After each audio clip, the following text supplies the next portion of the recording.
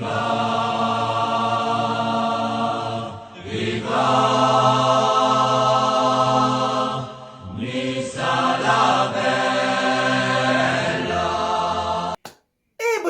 on va se faire le petit débrief de ce OGC Nice Hapoel Beersheva de cette deuxième journée de phase de poule de l'Europa League. Et juste avant, j'aimerais juste rendre un hommage aux 3 victimes de l'attentat de Nice qui a eu à la cathédrale Notre-Dame par je vais pas dire le nom parce que sinon je vais voilà, par un terroriste. Aussi rendre hommage aux familles et aussi apporter tout le soutien à ces gens qui ont vu la scène, qui ont vu ce terroriste sortir de la basilique Notre-Dame. C'est pour ça que je vais faire quelques secondes de silence. Si tu n'as pas envie de les voir, tu peux passer directement à la vidéo. C'est normal.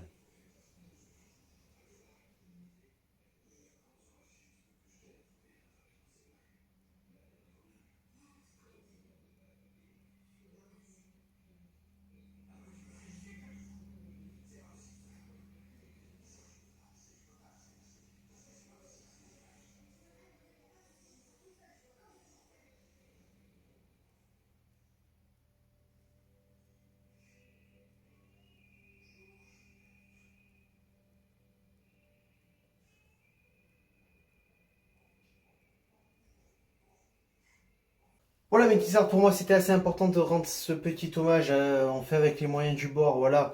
Donc du coup, on n'oublie pas le petit partenariat avec Alura Shop où tu bénéficies de 10% avec mon code promo TONISA10. Noël arrive bientôt, fais-toi plaisir, on va être, on est confiné à partir de maintenant, donc tu peux faire déjà tes achats de Noël sur le site Alura Shop, la description.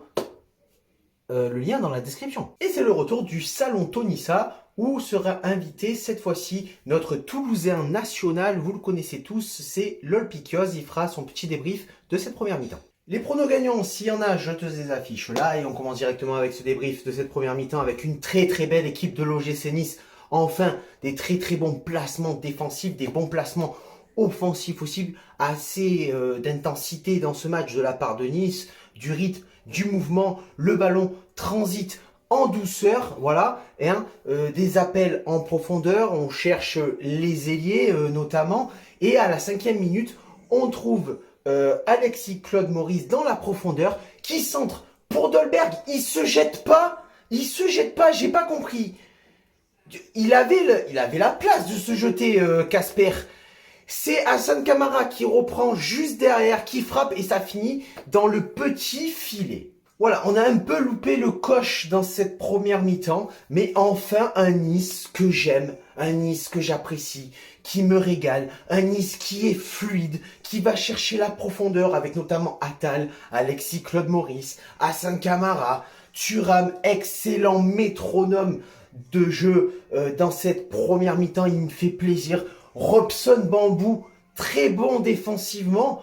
Enfin, on voit un peu les qualités de ce garçon qu'on n'avait pas vu depuis le début de championnat, notamment après sa blessure et à son retour de blessure. Un bon pressing niçois, on est concentré, on est dans le match. Et à la 22e minute, on est enfin récompensé dans la profondeur. Attal qui perce sur l'aile, dans la surface de réparation, il crochette, il centre pour Amine Gouiri qui a le temps de s'appliquer, de frapper en demi-volée et ça fait 1-0 pour l'OGC Nice. C'est la récompense de cette très belle première mi-temps, ce début de première mi-temps. Enfin, on ouvre le score, on domine, on est là, on a la possession de balle, on va pas lâcher. Et moi, ce qui m'impressionne dans ce match, c'est surtout l'implication d'Amine Gouiri. Vraiment, il est partout, il est en attaque, il est à la récupération, il est au pressing, il est à la finition. Ce garçon sait tout faire, c'est énormissime à son âge. qu'on ait autant besoin d'Amine Gouiri, qu'il est autant impliqué dans l'équipe et qui fait autant de bien dans l'équipe. Thuram qui est très très sérieux et impressionnant dans la transmission de balles. Vraiment, Thuram fait une excellente première mi-temps. Attal qui récupère peu à peu son niveau de jeu. Dolberg qui est un petit peu moins isolé, qu'on arrive un peu plus à trouver, mais qui, on va dire, pêche un peu dans la finition, qui a du mal un peu à s'illustrer, mais on le trouve, ça fait enfin plaisir. Beersheva, eux, de son côté, ils jouent un total catenaccio. C'est fermé en défense. C'est assez difficile de trouver, de chercher les espaces dans les 16 derniers mètres.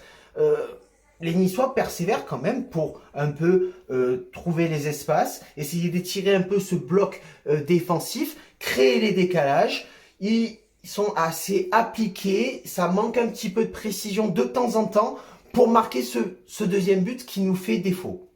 Et en fin de première mi-temps, quel arrêt exceptionnel de Walter Benitez qui nous sauve cette première mi-temps. Parce que là, si Beersheva revient à un partout à la fin de première mi-temps, le match change en deuxième mi-temps. Là, on rentre au vestiaire avec un but d'avance, une très très bonne première mi-temps, très bonne entame de match.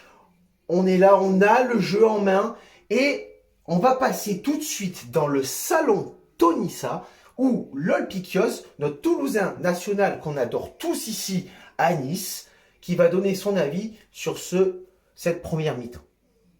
Bonjour à tous, c'est Thomas de la chaîne YouTube Lolpikios, les mecs, qui passe sur le salon Tonissa pour débriefer cette première période de ce OGC Nice Hapoel Beersheva.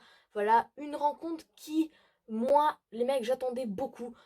Parce que déjà j'avais très peur de cette équipe de Hapoel Beersheva parce que on sait que le Slavia est difficile à battre, surtout quand on joue à domicile, parce que le Slavia à l'extérieur c'est très très très bon. Bref, faisons un retour sur les stats déjà avant le match. L'Hapoel Beersheva restait sur 6 défaites consécutives en Europa League à l'extérieur. Du coup ça laissait croire que Nice clairement avait les armes pour s'imposer. Mais moi les mecs, j'avais quand même une petite appréhension parce que j'avais peur que Beersheva en fait conserve, enfin bref, ne sort pas de son camp, bref, un match de merde, et je sais pas, un petit but de merde, un petit penalty de merde pour Beersheva à la dernière minute, mais j'ai pas du tout été déçu les mecs, au contraire, parce que Nice a dominé, Nice a joué son jeu comme il joue, et là, franchement, on a vu une vraie identité de jeu, et franchement, bravo Vieira sur cette première mi-temps, en tout cas, on verra ce que donne la deuxième, mais en tout cas, les mecs, on a vu du très beau jeu dans cette première période et je suis très satisfait. Attal a été beaucoup sollicité dans cette première période. Il a même offert la passe décisive à Amine Gouiri. Et Attal, clairement, au dernier match, il avait vraiment pas été bon du tout. Mais là, on retrouve le Attal que j'aime. Le Attal que j'aime. Voilà les mecs. Parce que voilà, c'est mon joueur préféré à Nice. Et Gouiri qui confirme. Gouiri, toujours incroyable. Le petit chouchou niçois finalement, hein, parce que clairement les Niçois l'ont déjà adopté, qui va venir ouvrir la marque à la 23e minute de jeu. Et Nice va pousser, même s'il y a eu un ou deux corners, je crois, pour l'Hapoel Beersheva. Et on sait qu'ils sont grands, et du coup l'équipe israélienne aurait pu égaliser. Mais les Niçois ont tenu pour cette première période, et ont failli même mettre un deuxième but. En tout cas, ils auraient mérité à mon goût de mettre un deuxième but. Mais bon, déjà 1-0 à la mi-temps, c'est très bien. Allez, je vous laisse avec Tonissa pour le débrief de cette seconde période. J'espère que les Niçois ont gagné. Et merci Lolpikios pour cette analyse de cette première mi-temps. Et en deuxième mi-temps, donc Enso qui sort et Pelmar rentre. Nice est un petit peu moins à l'aise dans cette deuxième mi-temps. Beersheva peut en profiter clairement puisque Nice joue un petit peu plus bas. Le bloc est plus bas. On peut se faire surprendre. Offensivement, on est un petit peu en dessous par rapport au rythme qu'on a imposé en première mi-temps. À la 57e minute, Alexis Claude Maurice sort pour faire entrer Jeffrey Delaïde, puisque Alexis Claude Maurice était un petit peu en dessous dans cette deuxième mi-temps. Voilà. 67e minute, débordement de Attal qui adresse un centre dans la surface de réparation. Gouiri à la réception d'une tête piquée, mais c'est l'arrêt du gardien de Beersheva. Et après, dans cette deuxième mi-temps, il n'y a pas grand-chose à dire, hein. La possession reste tout de même niçoise. On prive le ballon à l'Hapoel Be'er-Sheva. On est un petit peu plus réactif, un petit peu plus persuasif devant le but dans cette deuxième mi-temps. On essaye de retrouver un petit peu la physionomie de match de la première mi-temps à la 75e minute. Parfaitement trouvé par Thuram. Dolberg dans la surface de réparation, seul face au gardien. Il lance un petit piqué et le gardien de l'Hapoel Be'er-Sheva avec une main ferme arrive à la détourner en corner. On loupe encore une fois la balle de 2-0 et cette balle qui peut tuer le match. Nice essaye à nouveau de créer des décalages, d'essayer de mettre un petit peu de vitesse dans son jeu pour pouvoir essayer de planter ce deuxième but. Jeff Red Adelaide apporte un petit peu dans l'équipe avec sa puissance physique. L'Hapoel Be'er-Sheva essaye de procéder en contre. Ils arrivent un petit peu à nous surprendre, ils arrivent à nous prendre de vitesse, ils arrivent à centrer, ils arrivent un petit peu à nous mettre en danger dans cette fin de match. On voit que, pas qu'on a décroché, mais qu'on est un petit peu moins concentré dans cette fin de match et on se dit, il faut surtout pas prendre de but dans cette fin de match. Et à la dernière seconde, un arrêt superbe de Walter Benitez. Le joueur de l'Hapoel Be'er-Sheva était hors jeu, mais pour la confiance, ça fait plaisir. Un nouvel arrêt de Walter Benitez. C'est la fin du match. On prend les 3 premiers points dans cette phase de poule d'Europa League.